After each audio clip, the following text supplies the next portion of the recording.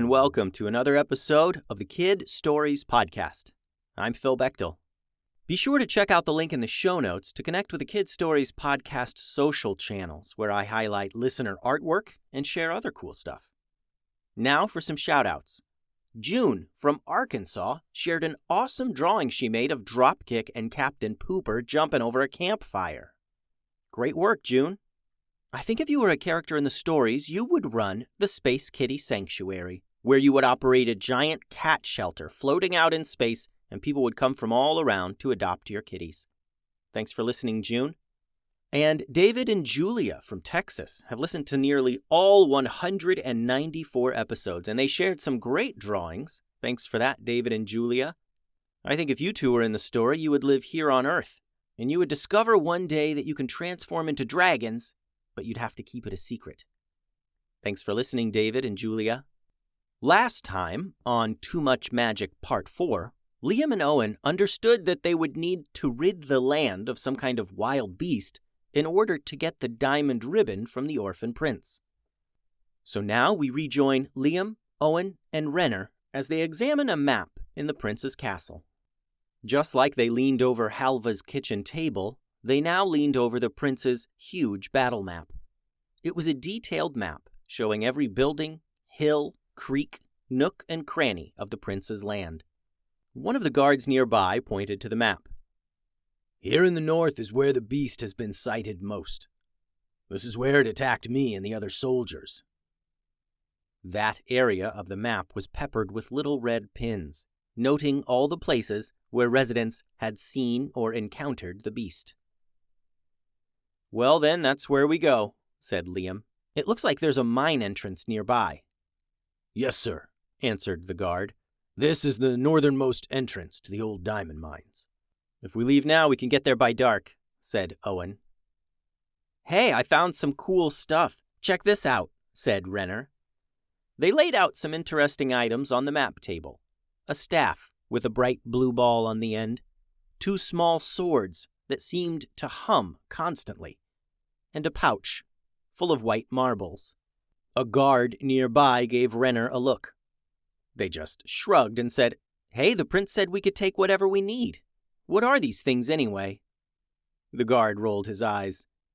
"This is the staff of Glaumir, a powerful wizard from centuries ago. These are the singing blades, and that is a bag of marbles."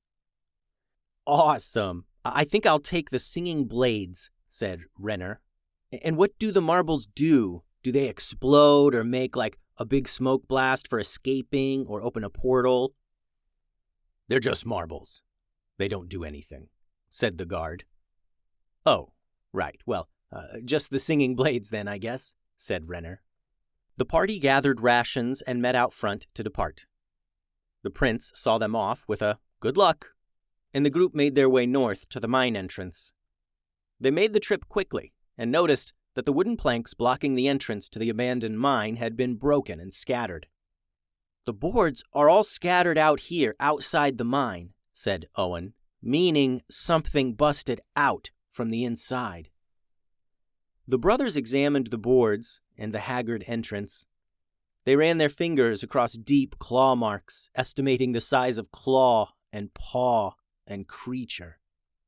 They gave each other a knowing look, understanding that whatever they were looking for was big and certainly dangerous. They entered and grabbed old torches from the cave wall.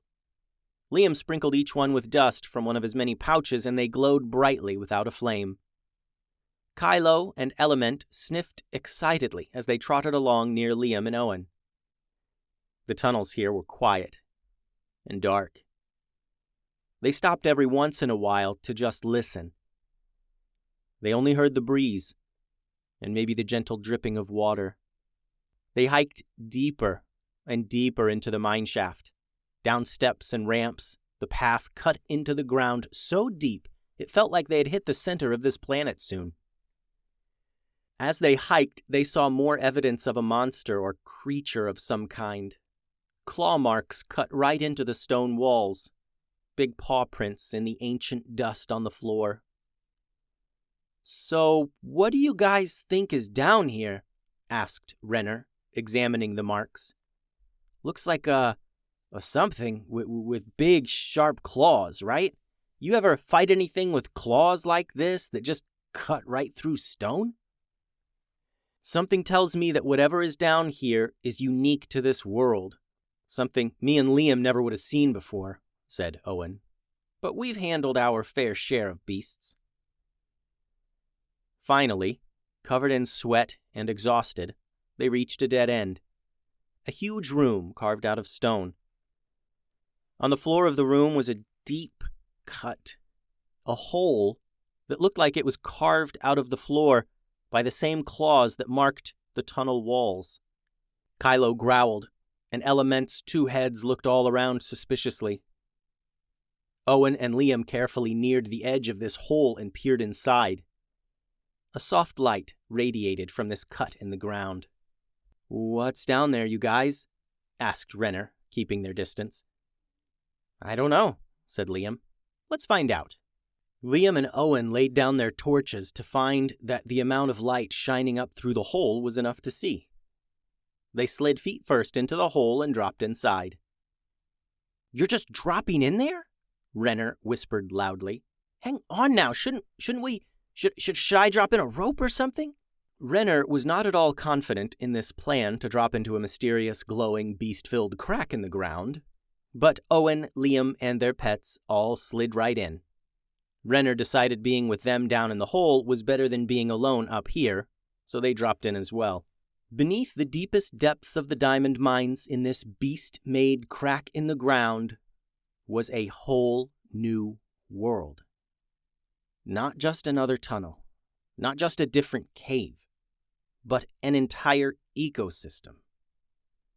They landed on their feet, the drop wasn't far, and looked all around.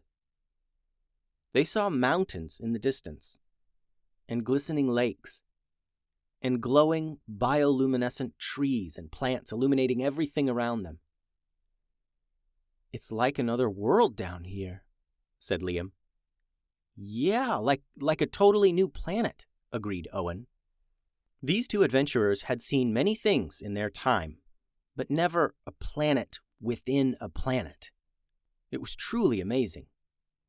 A stiff wind rattled the nearby trees and bushes. Liam and Owen took a few steps forward, out into the wild, brightly colored, glowing landscape. A closer look revealed birds with shiny wings reflecting the pale lights. Small creatures in the trees skittered about. Even small flying insects zipped about and crawled on the pulsating white bark of the nearby trees. Owen and Liam were speechless. For a moment, they both considered staying here for a while longer, exploring this wild new place. Liam wondered what amazing ingredients he could find to make new potions and tonics and powders. Owen considered all the wild beasts he could discover, creatures that only existed here on this planet within a planet. And then the sound rang out. It was a sound like the scream of a pterodactyl combined with the growl of a lion and amplified 100 times. The birds and little creatures and insects all scurried into hiding. The area went silent. "That's not good," said Owen. And the thundering sound of a galloping beast filled their ears, and again the awful howl. And Owen and Liam turned to find the source of the sound, the direction where this monster would confront them. Kylo and Element, confused with all the new smells and sights, spun in a defensive posture to accept a fight from any side. Renner stayed near the opening, wondering if they would retreat back up into the diamond mines. And after a few quick seconds of waiting, the beast burst from a clutch of nearby trees. It was monstrous. It was jet black and stood on 4 legs. Its body was covered in blurry scales, and it had a long tail that whipped and curled in the air as if it had a mind of its own. Liam and Owen stood only as high as its shoulders, and the beast stood a person taller than that. Long claws jutted out from its paws and dug into the ground. Its face was like a cross between a lion and a monkey, and where big eyes would normally have been, there were 6 thin, glowing red eyes. "Oh, pickles," said Renner. The beast turned to them and pounced. Renner found their wits and scraped the two singing blades together in anticipation of the attack. The swords rang out and vibrated with energy. Kylo and Element met the beast in the air, Kylo slashing its face with icy claws and Element grabbing and biting. The beast fell short of Renner, and they leaped forward, slashing at its scales. Liam targeted the monster's back leg with an entire pouch of light blue powder. The small leather bag struck the black scales and popped open, releasing the magical dust in a cloud. The creature's back leg crackled with freezing energy and stuck to the ground like a statue. Owen took 2 big steps and leaped to the beast, hoping to get on top of it. As he flew through the air, the beast sensed his approach, and the long black tail whipped back and grabbed Owen around the belly. The tail wrapped around his midsection multiple times and swung him through the air. Liam reached into his lab coat and produced another potion. He pulled back to throw it, but the beast whipped Owen back with his tail and knocked Liam down with his own brother. Again, the monster tried this approach, whipping Owen up near his head to attack Renner and the pets. This time, as Owen flew above the face of the beast, he pounded the creature's 6 red eyes with his fist.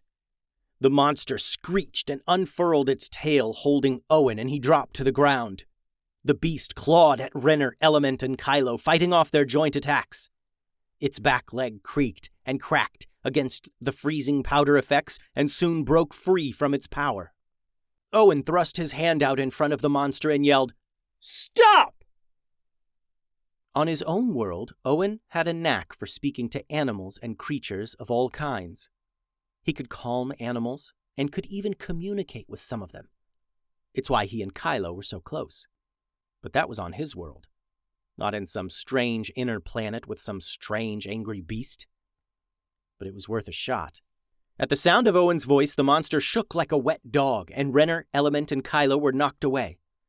The beast looked down at Owen through its 6 strange red glowing eyes and growled and huffed and scratched at the ground.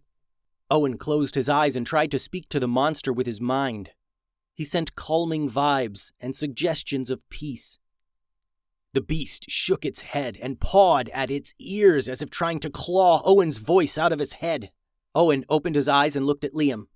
He waved his brother up to the crack in the ceiling of this place and whispered, "Go!" Liam understood. While Owen pacified the monster, Liam ushered the pets up into the crack. They hesitated, but Liam firmly pointed them in the right direction. Renner did not need any convincing. They wanted to be anywhere but here with this huge monster. Liam was the last to climb up, and he hung his top half down into the hole, waiting for Owen. Owen tried to create a mind link with this animal, as he had with so many others, but there was no hope. It was wild like nothing he'd ever seen. And soon, the tenuous link he created was broken and the beast lunged for him. Owen leaped up and grabbed onto Liam's hands. Liam pulled his brother up to safety, and they scrambled back up into the abandoned diamond mines.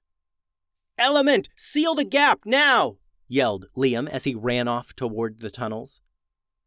Renner and Owen followed. Element, the 2-headed dragon, spewed molten hot magma down onto the ground as the monster tried to claw its way back up. Kylo stood nearby, blasting the liquid rocks with ice breath, cooling them down to solid instantly. More and more Element filled the room with stone, and Kylo cooled it as they backed out. Owen, Liam, and Renner all watched through their fingers, holding their hands up to block the intense heat coming from the room.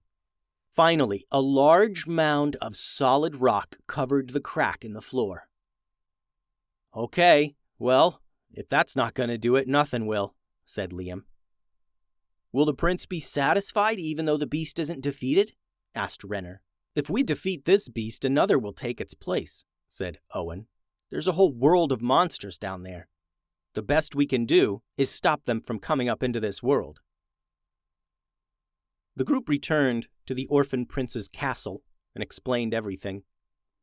He agreed that the only way to address the problem completely would be to fill the old diamond mines. "But it sounds like a bit of a waste, doesn't it?" the prince thought out loud. "I wonder what treasures and amazing things we could find in that world down below." "Well, for all we know, the beast we encountered was a small one," said Liam. "For every treasure, there will be a danger, and I really don't think it's worth it." "Yes, you're probably right. We'll get to work filling the mines, and hopefully the monsters will stay in their own world down below, said the prince. And, as we agreed, here's your payment. The prince slid the diamond bracelet off his arm, and it hung down like a strip of heavy ribbon curled up at the end. Renner reached out and admired it for just a second before rolling it up tightly and placing it in their pack. Good luck getting those warp crystals, said the prince with a sly grin. That'll be the hardest part. Liam and Owen shared a guilty look. The prince knew they needed to steal the warp crystals from the National Museum. It was the only place that had any. But he seemed to understand. Liam, Owen, and Renner returned once again to Halva's little farmhouse to plan the biggest heist this place had ever seen. The end. Thanks for listening, friends.